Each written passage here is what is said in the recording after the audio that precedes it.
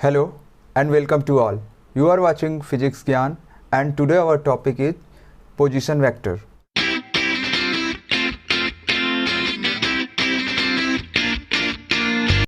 So the topic is position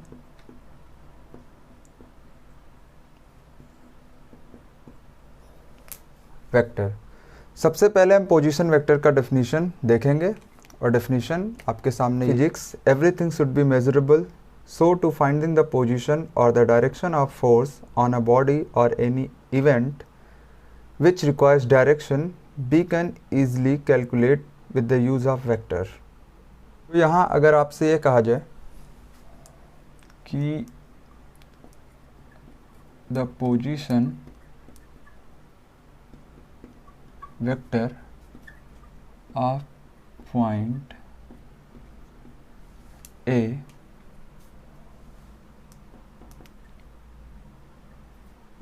is given by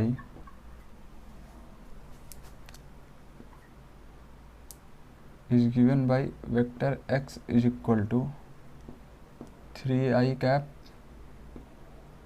plus 4j cap। तो position vector को हम एक example देकर आपको समझाना चाहेंगे जिससे आपका कॉन्सेप्ट बिल्कुल क्लियर हो जाए और कोई कन्फ्यूजन पोजीशन वेक्टर का आज के बाद आपको नहीं रहे। तो जब position vector of a point A is given by x is equal to 3i plus 4j, बहुत सारे स्टूडेंट कन्फ्यूज होते हैं ये 3i एंड 4j का मतलब क्या होता है। तो समझते हैं ये 3i और 4j का मतलब क्या होता है। यहाँ पर आप याद रखोगे कि जो आपका आई होता है, आई कैप, देखिए ये एक वेक्टर क्वांटिटी है। एक्स के ऊपर एरो लगा है, वेक्टर का साइन लगा है, तो एक्स क्या है, वेक्टर क्वांटिटी है। और आप जैसा जानते हो कि वेक्टर के साथ मैग्नीट्यूड और डायरेक्शन दोनों होता है।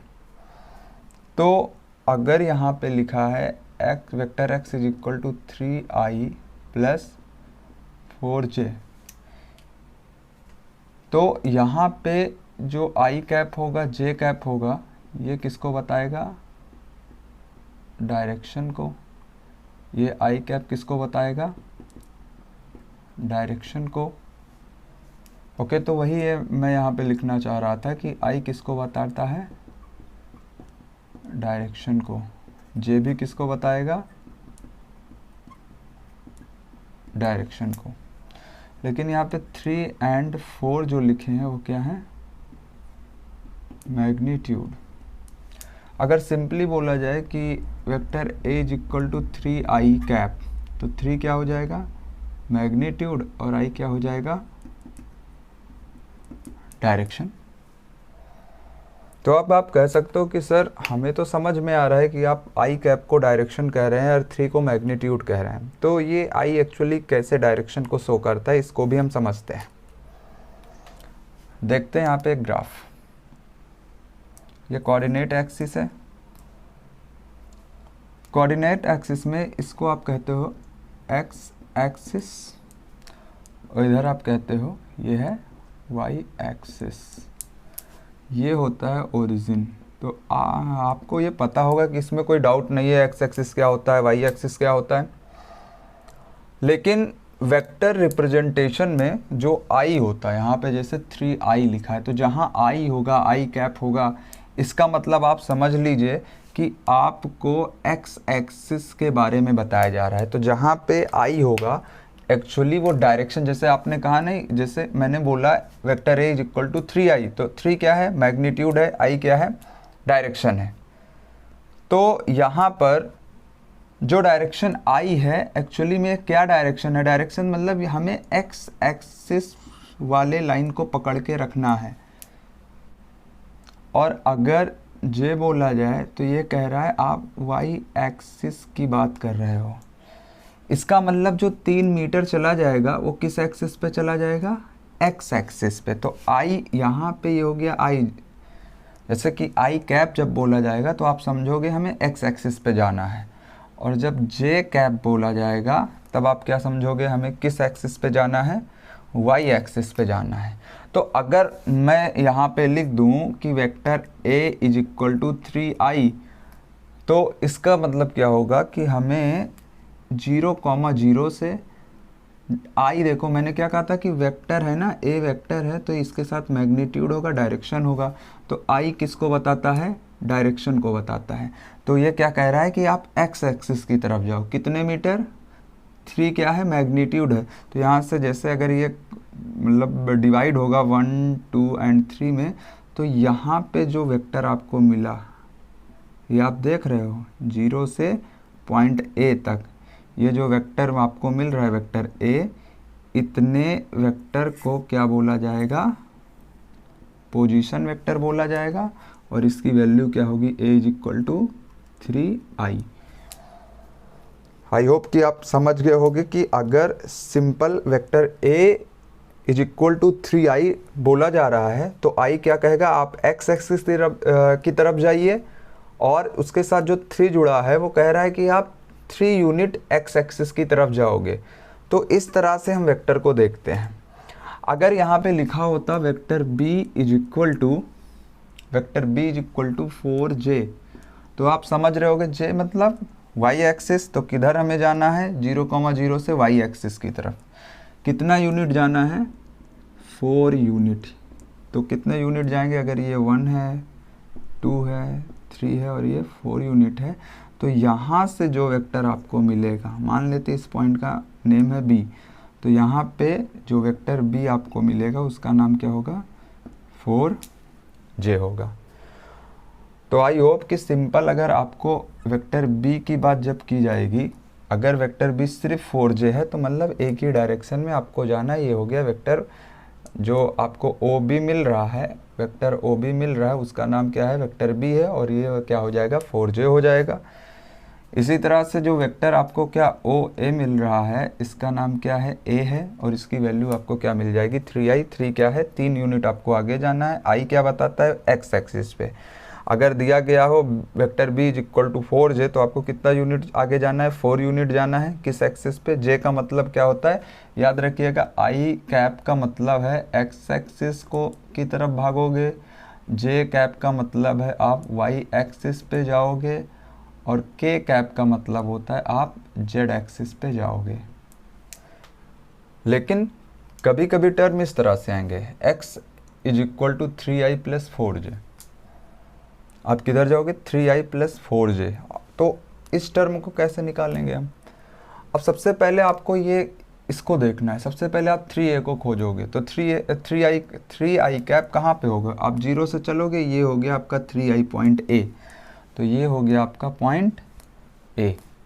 दूसरा है B, ये क्या कह रहा है? 4j। तो 4j किधर मिलेगा आपको? पॉइंट B पर। तो आप इन दोनों पॉइंट को मिला दो। A कहाँ पे मिला था? आप देखिए ध्यान से, A कहाँ पे मिला था? यहाँ पर। तो ये हो जाएगा A वाली लाइन।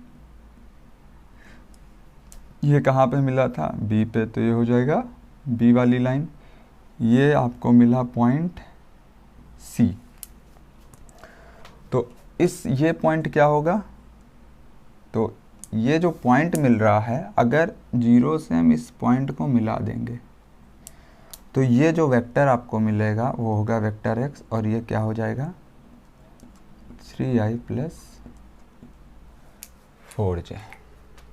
तो आपको मैंने बताया कि किस तरह से वेक्टर a देखते हैं, या 3i का मतलब क्या होता है, 4j का मतलब क्या होता है। अगर दोनों साथ में लिखे हों तो सबसे पहले हम 3i देखेंगे, और फिर किसको देखेंगे? 4j देखेंगे, और फिर जहाँ पे ये दोनों लाइन आपस में कट करेंगी उस पॉइंट O से उस पॉइंट को मिला देंगे, और जो वेक्टर आएगा उसका नेम क्या हो जाएगा? 3i plus 4j।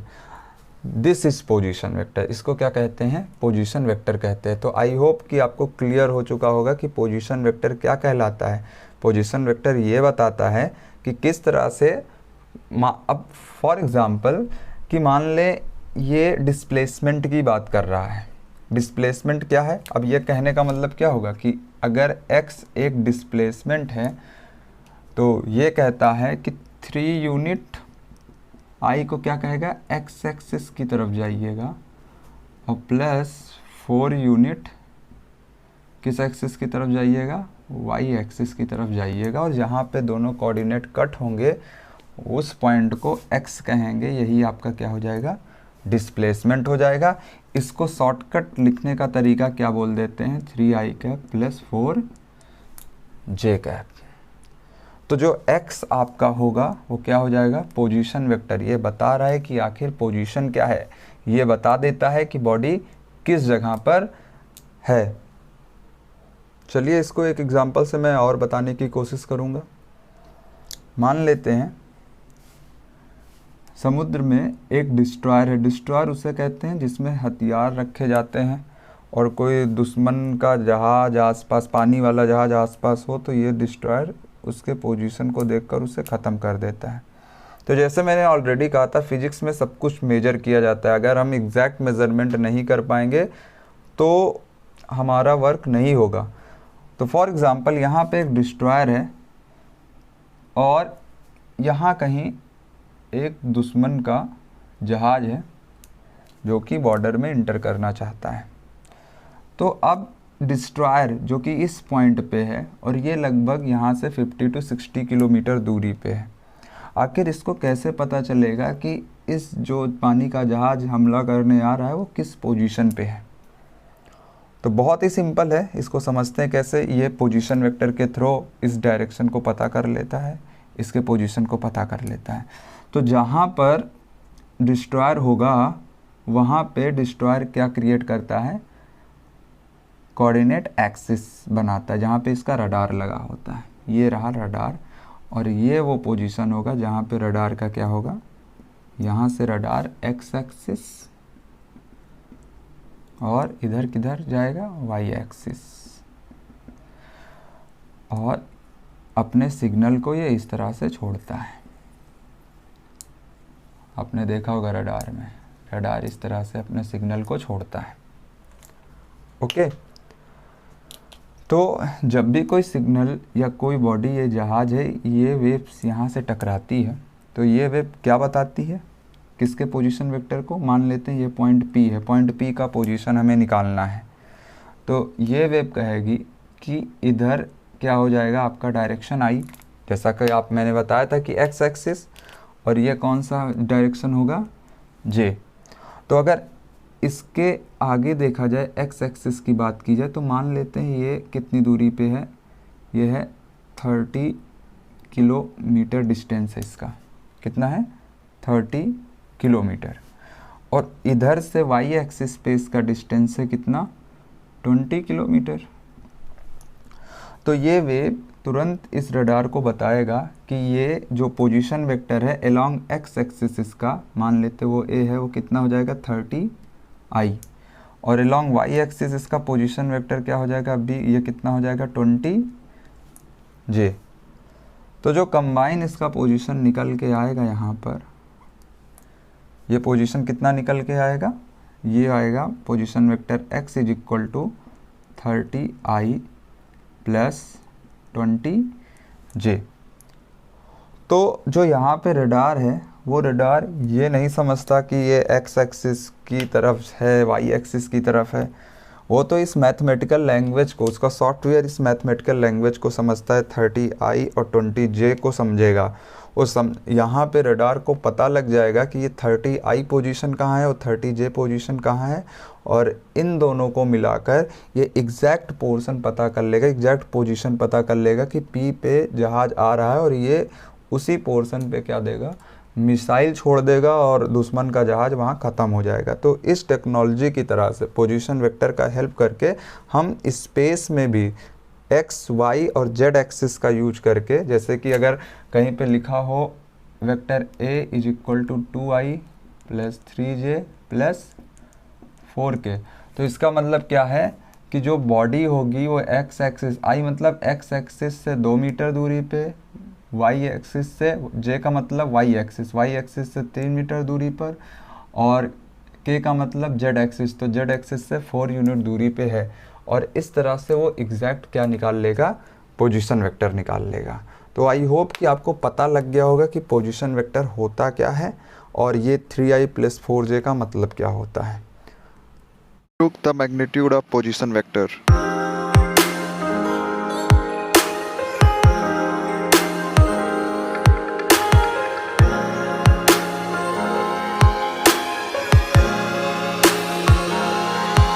Position vector लेते हैं, जैसे कि position vector x is equal to क्या है 3i प्लस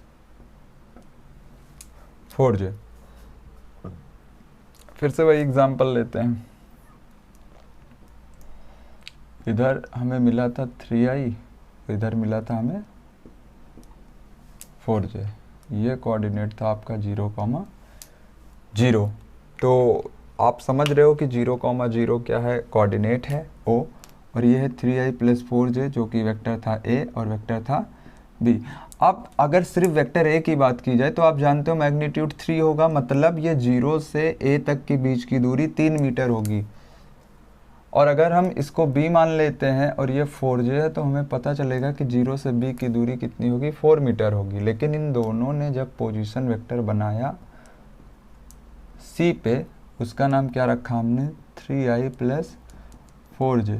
तो क्या 3 प्लस 4 को ऐड कर देंगे और हमें पोजीशन वेक्टर मिल जाएगा। उसका मैग्नीट्यूड, जैसे कि ये दूरी 7 सेंटीमीटर होगी, सॉरी 7 मीटर होगी, तो इसको कैसे मेजर करते हैं। तो आप ट्रायंगल का नियम जानते हो कि ये था 3 मीटर अगर है और इधर देखो ये है 4 मीटर, तो इधर भी कितना होगा 4 मीटर होगा। तो अगर पाइथागोरस का रूल लगाएं तो ये आ जाएगा √3 स्क्वायर प्लस 4 स्क्वायर 9 प्लस 16 √25। √25 की वैल्यू कितनी होगी 5 होगी।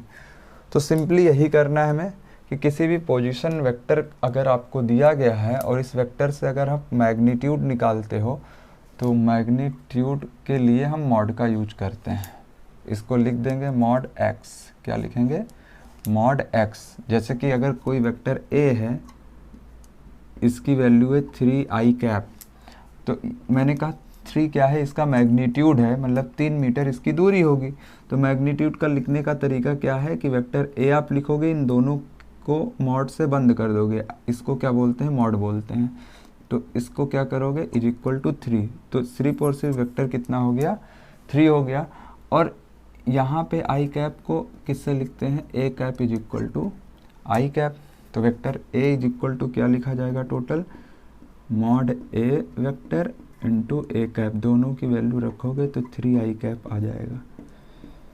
तो यही चीज़ यहाँ होगी कि वेक्टर x के सामने मॉड लगाएंगे और अंडर रूट क्या होगा, देखो i का जो मल्टीपल होता है उसको स्क्वायर कर दोगे और यहाँ j का मल्टीपल होगा उसको स्क्वायर कर दोगे। तो इस पूरे वेक्टर का जो मैग्नीट्यूड निकल के आएगा mod vector x is equal to क्या आएगा 3 3 जा 9 4 4 जा 16 19 प्लस 16 क्या होगा 25 25 कितना हो गया 5। तो वेक्टर x का मैग्नीट्यूड कितना आया 5 आया है। इसका मतलब क्या होगा कि जो वेक्टर x आपका निकल के आएगा, अगर O से C के बीच की दूरी आप देखना चाहोगे तो ये कितना हो जाएगा 5 मीटर की दूरी हो जाएगी। एक एग्जांपल और लेते हैं, एग्जांपल नंबर 2, कि अगर कोई वेक्टर A है और इसकी वैल्यू है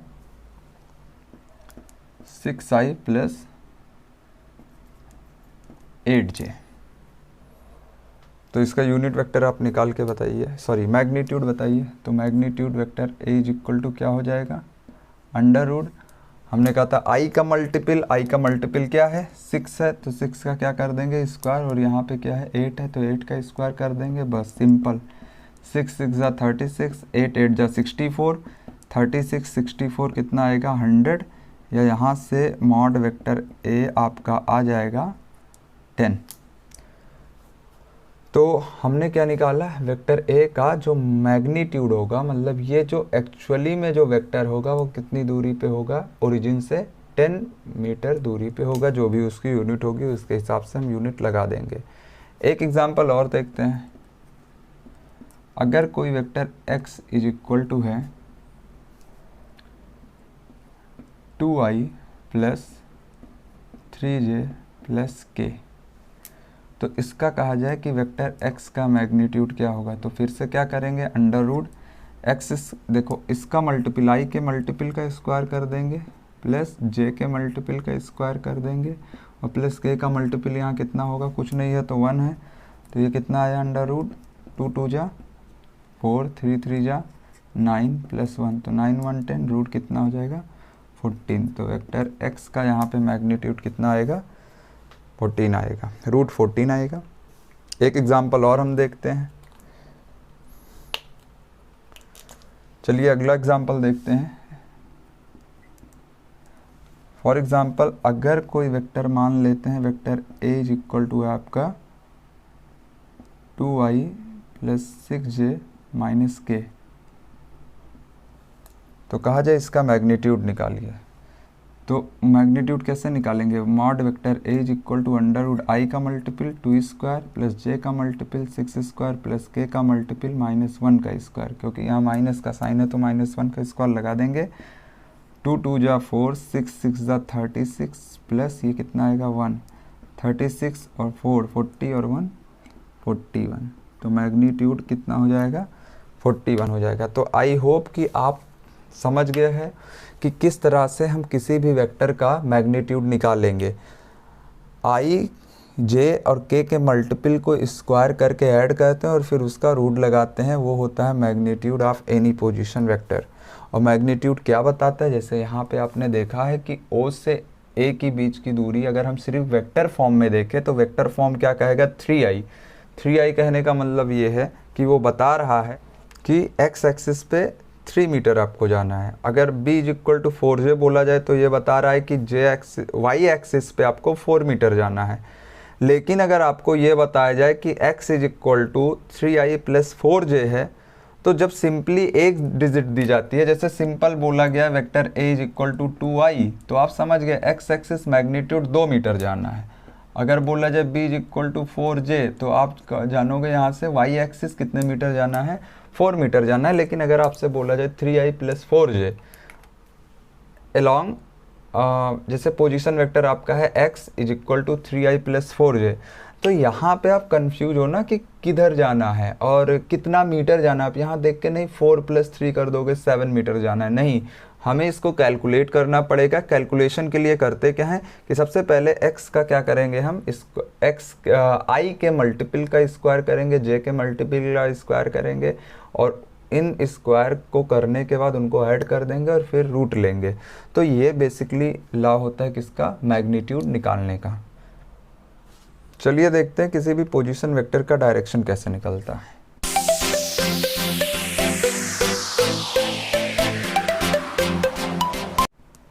तो वेक्टर का एक नियम याद रखिएगा कि कोई भी वेक्टर a है तो उसको 2 भागों में लिखा जाता है, पहले तो मैग्नीट्यूड और प्लस उसका डायरेक्शन। जैसे यहाँ पे डायरेक्शन के लिए कैप लगा दिया गया था, ऐसे यहाँ भी आपको कैप दिख रहा है। तो कैप क्या बताता है, डायरेक्शन को, और मॉड वेक्टर ए क्या बताता है, मैग्नीट्यूड को। तो अगर आपको डायरेक्शन निकालना है तो आप क्या करोगे, unit vector A is equal to vector a upon mod vector a, ये इसका फार्मूला हो गया। अब मैं आपसे क्वेश्चन पूछूं कि वेक्टर x जो अभी यहाँ पे दिया गया था, vector x is equal to 3i + 4j का डायरेक्शन निकाल के दिखाइए हमें। तो डायरेक्शन निकालने के लिए हमें क्या करना पड़ेगा, वेक्टर को ऊपर रखना पड़ेगा और नीचे उसका मैग्नीट्यूड निकालना पड़ेगा। मैग्नीट्यूड आप जानते हो इसका कितना आया है, x, ये देखिए यहाँ पे इसका मैग्नीट्यूड हमने निकाला था, मॉड वेक्टर x कितना आता है, 5 आता है। तो हमें पता है कि अगर वेक्टर x का हमें क्या निकालना है, अगर हम वेक्टर x का क्या निकालना चाहते हैं, डायरेक्शन, जब x के ऊपर मैं कैप लगा दूँ तो मतलब डायरेक्शन पूछ रहा है, तो यहाँ पे क्या हो जाएगा, vector x upon mod vector x। Vector x की वैल्यू आप जानते हो कितनी है, वेक्टर x की वैल्यू है 3i + 4j और मॉड वेक्टर x की वैल्यू 5 है।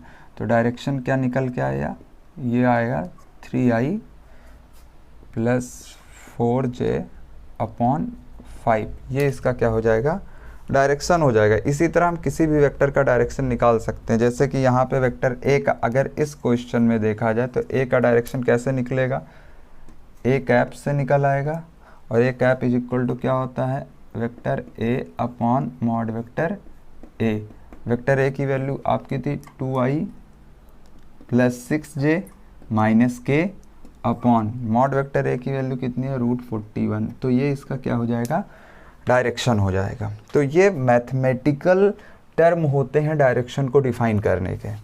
जैसे कि हम सिंपली अगर डायरेक्शन को डिफाइन करना होगा, आपसे किसी ने किसी सिटी का या किसी आपके शहर में किसी पोजीशन का, किसी गली का अगर डायरेक्शन पूछना हो तो आप बताते हो कि आप लेफ़्ट जाइए, राइट जाइए, फिर लेफ़्ट जाइएगा, इसके बाद वो मकान पड़ेगा।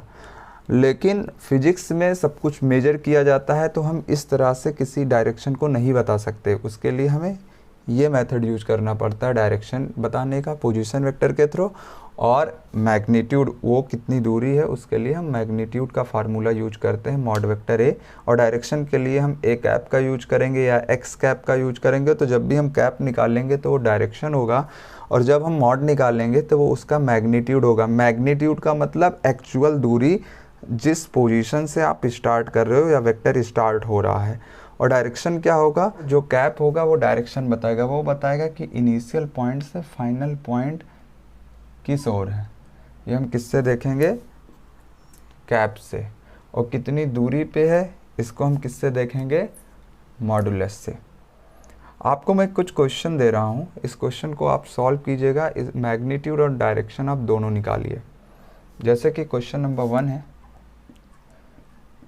Vector A is equal to 3i plus 2j minus 4k। दूसरा क्वेश्चन है, vector B is equal to 2i cap plus 2j cap. Third question आपका है, vector x is equal to 2i plus 6j। Question number 4 है, vector y is equal to minus 3i plus 2j।